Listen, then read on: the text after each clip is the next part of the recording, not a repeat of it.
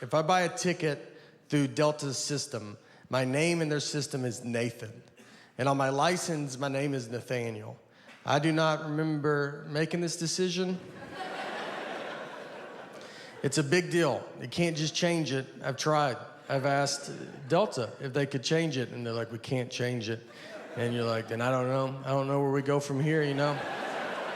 If you can't do it, who can do it? I mean, is that why people call senators? Do they do it? I don't know.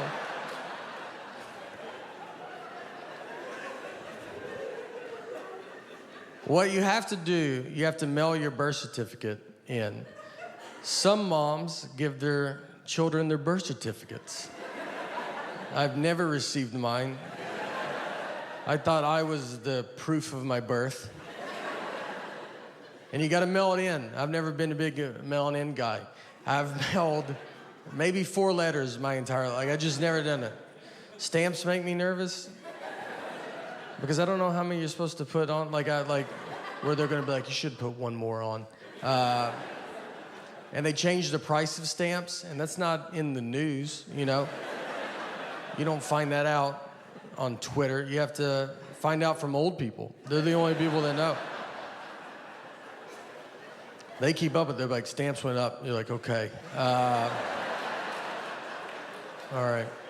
Is it $100? Like, they're furious. They're like, is it $100 a stamp? It's 3 more pennies.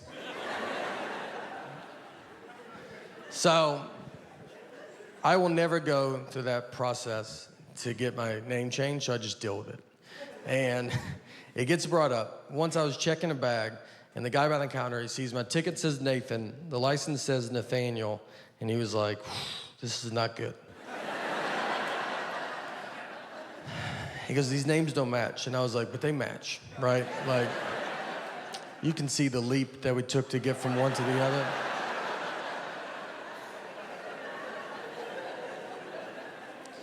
And he was like, but they're not the same. I was like, but they're the same. And I'm realizing he cannot find out people call me Nate at that point because, I mean, he can't handle that. He's gonna call the police over to be like, there's a guy with 3 names trying to fly right here. If you guys wanna just shoot him from over there or something. So I was like, what do you want me to do? And he goes, you should go home. That's all I got. He's like, I can't believe you've made it this far. I was like, let me just try it, you know? Shouldn't I try it? I said, look, I'll give you that those names don't match. But what I think is gonna help a ton is the picture on the ID. Something that I've always loved that they did. And I think with 70% of that name matching and 100% face, it's 170%. I think I'll get through. And this is what he told me. This is honestly what he said. He goes, look, man, I get it, all right? He's trying to relate to me. And he was like, my name's Joseph. That's what's on my license. So I can't buy a ticket under my nickname Bart. They're not gonna let me through. And he said it like, right? Like, do you know does that make sense? And I was like, that doesn't at all. Those are 2 different names, all right? I should be over there and you should be over here because that's how you're treating me. Like I'm a Joseph Bart.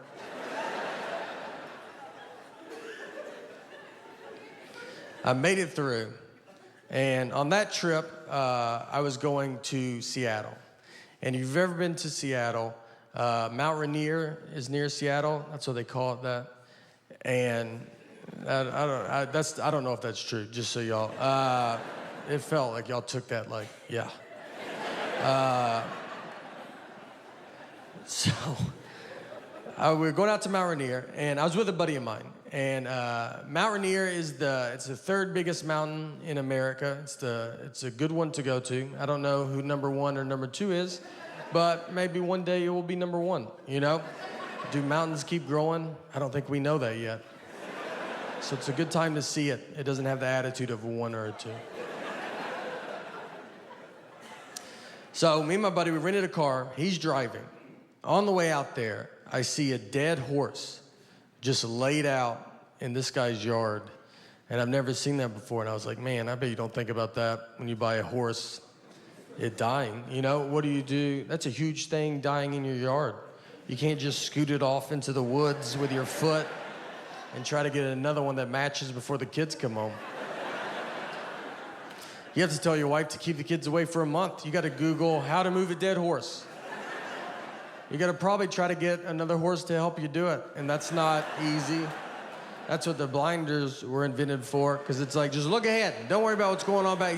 No, look. Or you gotta get your friends to help you do it, and you can't spill the beans too quick on that. You think it's hard for them to help you move a couch? Try a dead horse. You gotta lie to them, like, we're getting a divorce. Just come over, bring your truck and some gloves. And when they get there, let me tell you, they're gonna see it, all right? Everybody saw it. It was next to the road. And they're gonna pull into that driveway and just be like, I don't think they're getting a divorce at all. I think we're here to move that dead horse is what I think. Let's let him bring it up, all right? Make him ask. But I'll be shocked if we don't touch that dead horse today.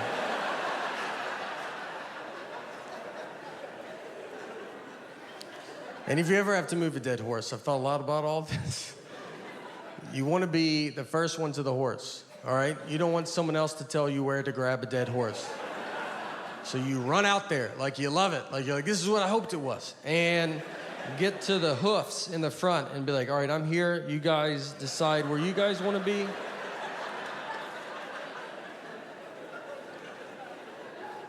So now we are basically at Mount Rainier. That was the whole car ride. And if you ever go, just so you know, you have to pay to go up it. It's not a free mountain. Someone bought it, and they're charging tickets. It's also all uphill. It's a nightmare. So be ready for those things. We drive up, we park, and we're walking up the trail. So we're going up it. Halfway, I mean, I can barely breathe. And this couple's coming down, so I stopped them. I was like, hey, is this enough where we're at? You know, is this like, you get it. Like, we're not trying to live on this mountain. And the lady goes, I'm 75 years old, and I did it. And I was like, all right, maybe that's why you didn't hear the question that I asked.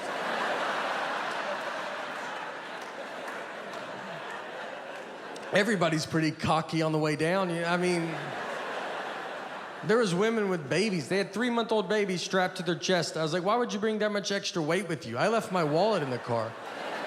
They looked exhausted. I'm surprised they're not just babies left up there and rangers have to come down. Whose baby's this?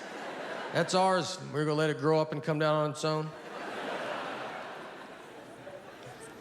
So we get our picture and we come back down and we're driving back. And on the way back, since my buddy was driving, he did not see the dead horse, you know? And I'm like, well, you can't not see it. So it's just one road. And I was like, I'll just show you where it's at. So we're driving and we get to it. I was like, it's right here. And I pointed and the horse was standing up doing unbelievable. One of the healthier horses that I've ever seen. So I learned that horses lay down to sleep. I did not know that.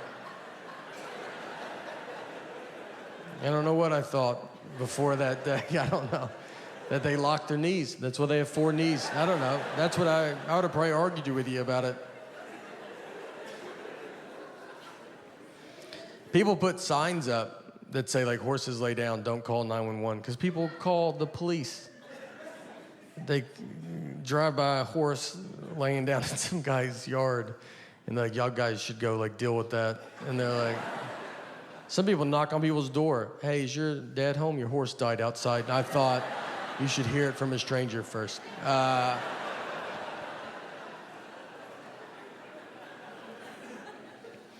I'm married. I'm still married. And thanks. Yeah. I like to say it, you know, like I'm at the same job, just like, yeah, no, still work there. Yeah, right out of house school. Only job I applied for. My wife will tell me that she always says that I don't like the way she talks, and it's not her voice. I like the sound of her voice. That'd be a big problem, I think, if it was like, it's your voice. I just hate it. just to go to couples therapy and be like, can you hear it right? Like, it's not, it's not fun. It's the information that she chooses to tell me at times. We took a trip to Florida, to Fort Lauderdale, and her and our daughter are flying from Nashville, where we live, and I'm flying from Detroit. We're meeting at Fort Lauderdale's airport. I have to find them when they land. So I called her, because I was about to take off, and I was like, all right, what time do you guys leave? She goes, noon. And it was 11:30, and they're still at home. I was like, Laura, I don't know if you even know what an airport is. But if that plane was in our driveway, I don't think you could make it.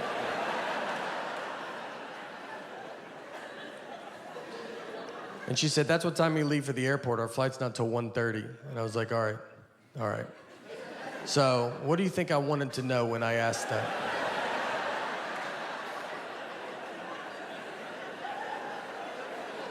Is that what you thought the best time you could give me was a time that means nothing to nobody? What time did you go to bed last night? Just tell me that, and I'll just look up all the planes that land in Florida, and I'll guess which one I think you're on. She said, I'm sorry I don't talk the way you want me to talk. I'm like, I want you to talk like a regular person, all right? Like you've been around people before, you know? We didn't talk in Florida, I'll tell you that.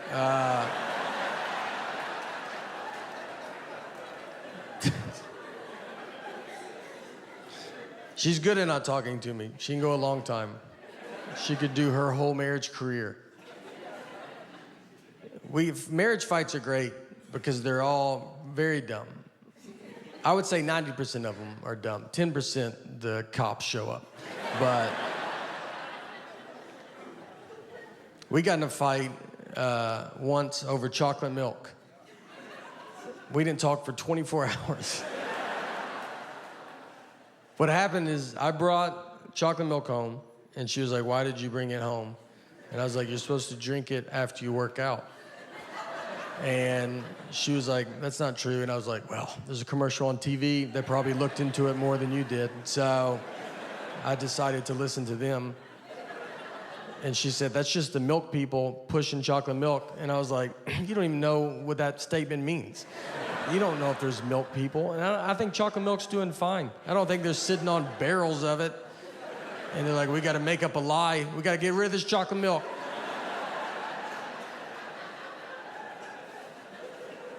She went to college, all right, and I did not. But she did not study chocolate milk. When is it good and not good for you?